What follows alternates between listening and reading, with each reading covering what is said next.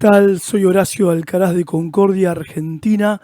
Bienvenidos a un nuevo episodio de Otra Perspectiva, que les adelanto, no está diseñado para dejarlos tranquilos. Hoy vamos a rescatar un libro de la Biblia. Vamos a rescatar al Apocalipsis de las garras de la ciencia ficción y el miedo paralizante de predicadores sensacionalistas. Como bien dice el biblista Eduardo Arens, el Apocalipsis ha sido secuestrado por interpretaciones superficiales que solo sirven para vender libros de suspenso o para que algunos profetas de la desgracia manipulen a la gente con miedos sin fundamento. Hoy vamos a entender que Juan de Patmos no era un adivino del futuro lejano, sino un pastor perseguido con una pluma cargada de dinamita contra el imperio más poderoso de su época. Arens nos desafía a ver que el mensaje de Apocalipsis no es sobre cuándo se acaba el mundo, sino sobre quién es el verdadero dueño de tu lealtad hoy mismo. Por eso el título de este podcast es Resistencia o complicidad, el liderazgo evangélico frente a la bestia moderna. Empecemos.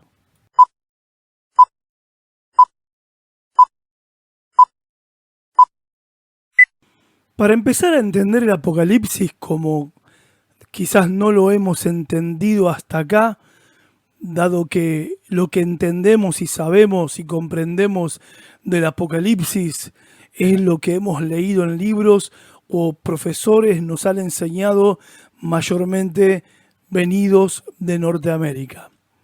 Ahora, para tratar de entenderlo, hay que bajarlo un poco de la nube del misticismo y ponernos en los pies, en el polvo de la calle del siglo I. Eduardo Arens, el biblista, insiste en el concepto clave que se denomina la situación vital. ¿Cuál era la situación de Juan al momento de escribir Apocalipsis? Porque Juan no escribió en un vacío social, cultural, espiritual o en un vacío teológico. Juan escribió en medio de una hostilidad absoluta. Juan escribe en un momento donde el Imperio Romano ya no solo pedía impuestos, pedía adoración. El culto imperial no era una opción religiosa, era el pegamento político del sistema.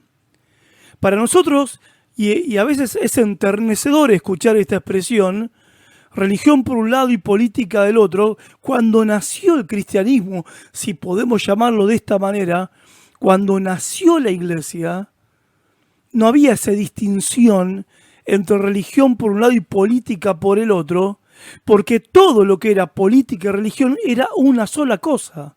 Vos no podías obedecer políticamente al emperador sin participar en la adoración al emperador, porque la adoración al emperador era un acto de cohesión política que el imperio utilizaba para tener sometido a todos los súbditos del Imperio Romano, lo cual le trajo, y eso explica por qué, la persecución sobre la iglesia cristiana.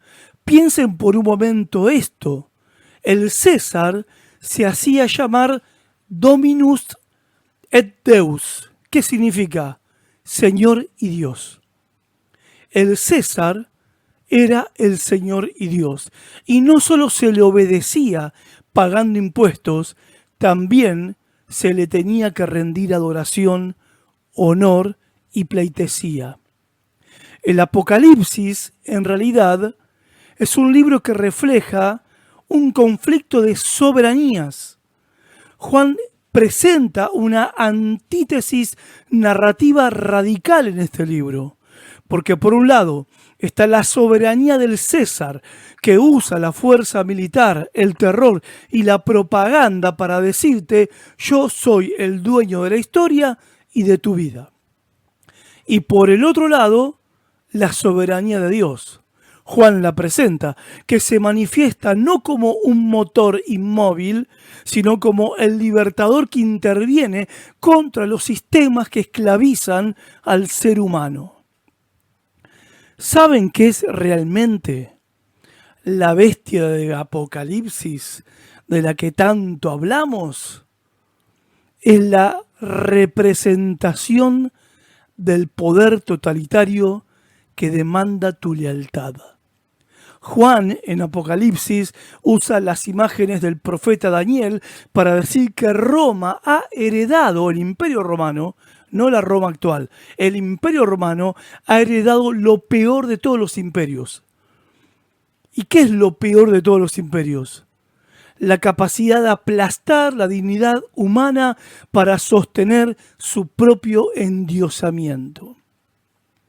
Y acá el biblista Eduardo Arens nos deja a los líderes de la iglesia una pregunta directa. ¿Estamos reconociendo a las bestias modernas que intentan endiosarse en nuestras naciones, exigiendo obediencia ciega? ¿O estamos demasiado ocupados buscando los códigos secretos del 666 como para ver la realidad que está frente a nuestras propias narices? ¿Qué estamos mirando?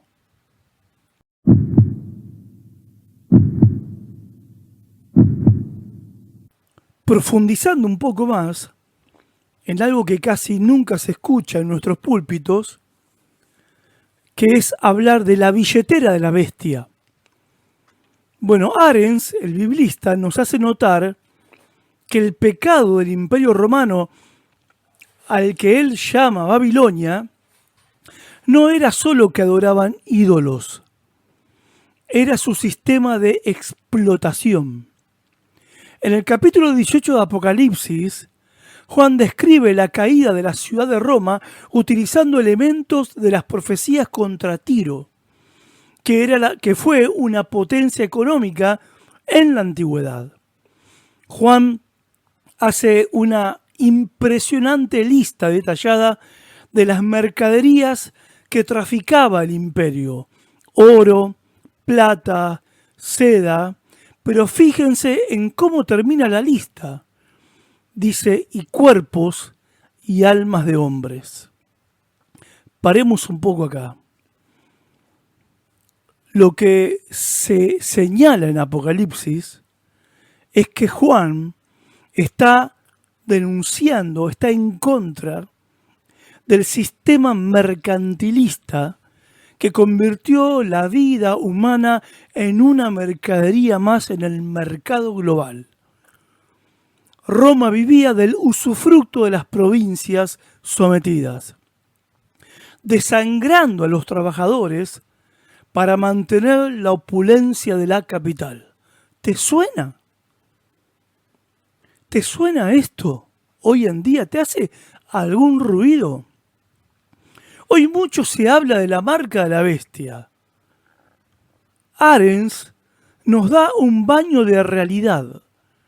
Para Juan, estar marcado por la bestia era participar del sistema económico de explotación sin cuestionarlo. Era aceptar que el mercado es el Dios que decide quién vive y quién muere, quién prospera y quién no prospera.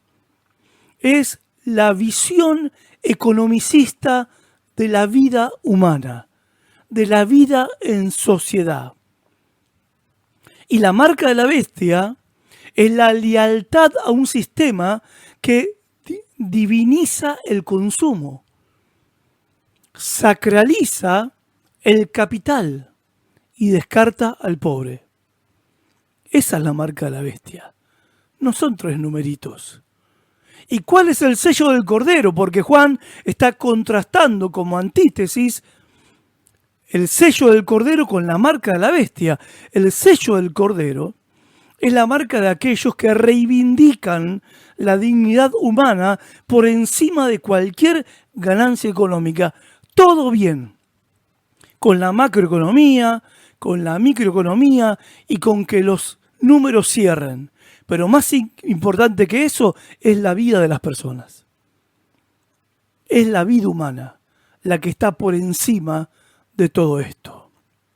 Ahora, si nuestra predicación en América Latina solo habla de una prosperidad que ignora cómo se fabrica la pobreza en nuestro continente o cómo se destruye a la creación, a la naturaleza que Dios creó para favorecer la prosperidad de unos pocos o de aquellos que les gusta vivir bien, estamos siendo cómplices de Babilonia.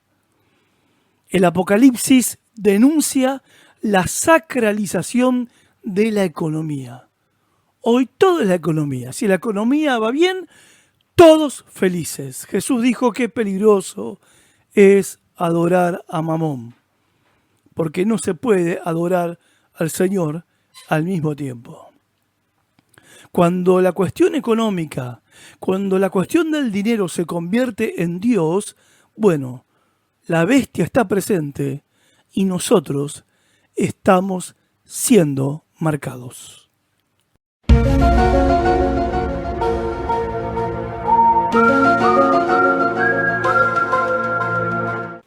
Ahora, ¿cuál debería ser la respuesta del seguidor de Jesús, del cristiano? Si te gusta más el término. ¿La violencia? ¿El escapismo? Ya viene Cristo, no te preocupes, nos vamos todos para arriba y que todo se queme.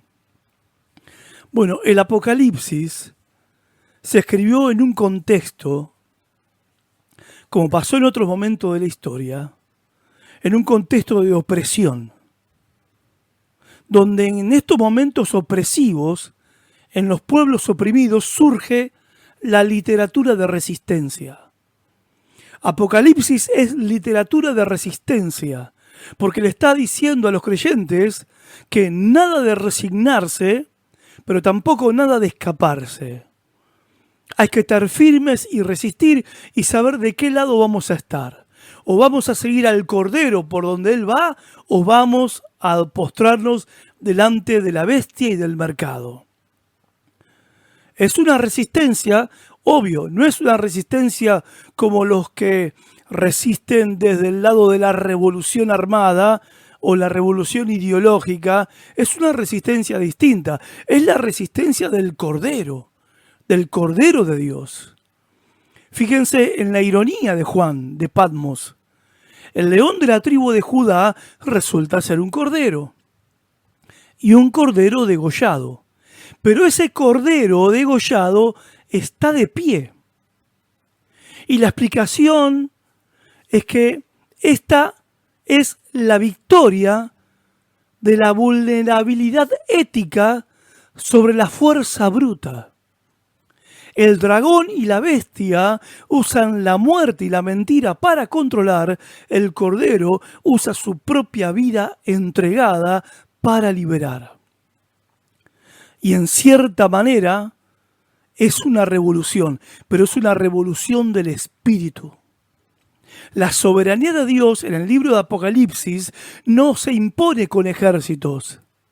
Se manifiesta en la revolución del espíritu, es la nueva Jerusalén, que no es un lugar al que vamos para escapar del mundo sucio, sino que es la ciudad santa que desciende a la tierra. Babilonia es la ciudad que sube por la soberbia y la opresión. Jerusalén es la ciudad que desciende de Dios para traer justicia, sanidad y paz a la tierra. Ser seguidor del Cordero hoy es practicar, vivir una resistencia activa al modelo actual del mercado y de la preeminencia de la economía sobre la dignidad humana. No es una resistencia que no es esperar el fin del mundo sentado en un banco de la iglesia o del templo, mejor dicho, sino que es trabajar para que el jubileo de Dios ocurra hoy y el reino de Dios venga hoy. Es sanar donde el sistema está lastimando. Es alimentar donde el mercado está trayendo hambre. Es denunciar la mentira de las estadísticas, la mentira del poder con la verdad del Evangelio. La historia no le pertenece a los imperios, ni a las potencias mundiales, ni a los gobiernos hegemónicos, sean de izquierda, derecha o de centro. La historia le pertenece al Dios de la vida.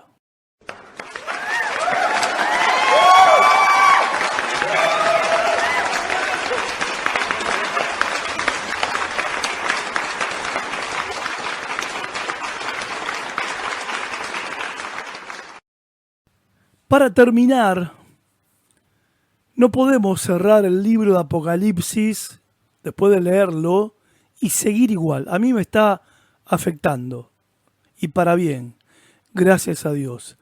Tratando de leerlo como si no lo hubiera leído antes, o como si no me lo hubieran leído antes.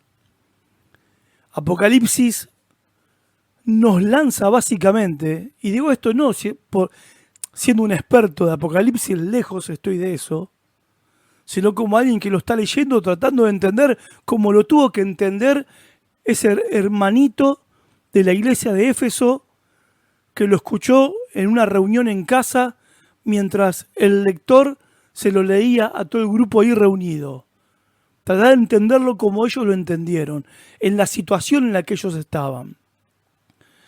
Y vemos que Apocalipsis les lanzó y nos lanza 3 desafíos que son como 3 cachetazos de realidad para nuestro contexto en Hispanoamérica. El primero, bueno, para no ser violento, cachetazo no está bien, baño de realidad suena mejor. El primer baño de realidad, discernimiento ante los totalitarismos. Basta de lamerle los zapatos al poder político de turno por un par de beneficios estatales, exenciones de impuestos o una foto en el Palacio Presidencial. El Apocalipsis nos enseña a oler el azufre de la bestia cuando un gobernante intenta exigir una lealtad absoluta que solo le pertenece a Dios. Nuestra lealtad es al Cordero, y eso nos hace los ciudadanos más críticos, no los más sumisos al error y al poder. Segundo baño de realidad, solidaridad ética con las víctimas del sistema. Juan denuncia que Roma es responsable de la sangre de todos los que han sido degollados sobre la tierra. No dice solo de los cristianos, sino de todos. Y la resistencia del reino es una solidaridad universal con las víctimas del sistema, cristianos o no. Y por eso como líderes tenemos que levantar nuestra voz a favor de los inmigrantes, a favor de los explotados, a favor del que no tiene su nombre y no aparece en el mercado, el que está en negro, el no registrado. Y la iglesia debería convertirse en un refugio contra la deshumanización de la bestia. ¿Estamos siendo resistentes o cómplices? Y el tercer baño de realidad, una escatología de transformación terrenal. O mejor dicho, una doctrina de los últimos tiempos que apunte y que favorezca la transformación de este mundo, de esta tierra. Hay que dejar de predicar un evangelio de escape. Me voy con él, me voy con él, me voy con él y que revienten todos acá. Que el anticristo se los coma a todos. Bueno, no es lo que cuenta el Apocalipsis. Ni siquiera aparece la palabra anticristo en el Apocalipsis. La buscás, no la vas a encontrar. El cielo del Apocalipsis baja a la tierra para restaurarla.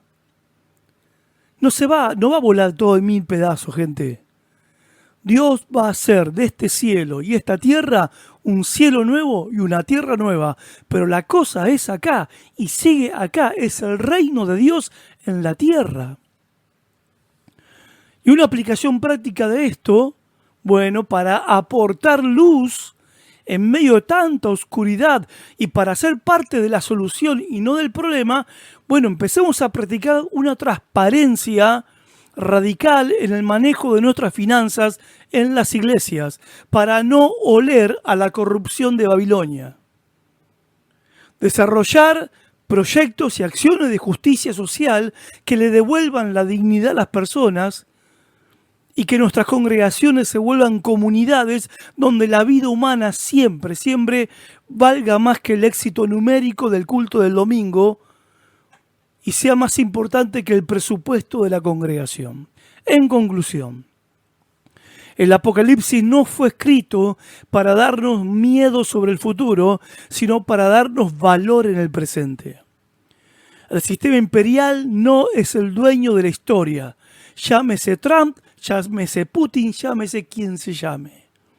El mercado no es el Dios supremo. Los ministros de economía no son profetas de Dios. El verdadero Pantocrátor, el verdadero Todopoderoso, es el Dios que enjugará toda lágrima y que destruye las estructuras de muerte. Despertemos. Y como dijo el autor bíblico, salgamos de Babilonia.